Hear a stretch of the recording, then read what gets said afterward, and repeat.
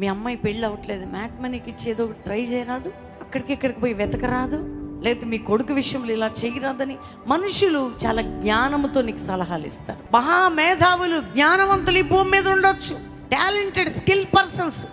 నీకు మించిన జ్ఞానము స్కిల్ ఎవరికి లేకపోయి ఉండొచ్చు, కానీ నీ స్కిల్ అయినా నీ జ్ఞానమైనా జీరో. కానీ దేవుని శక్తి మాత్రమే కార్యం జరిగించగలదు.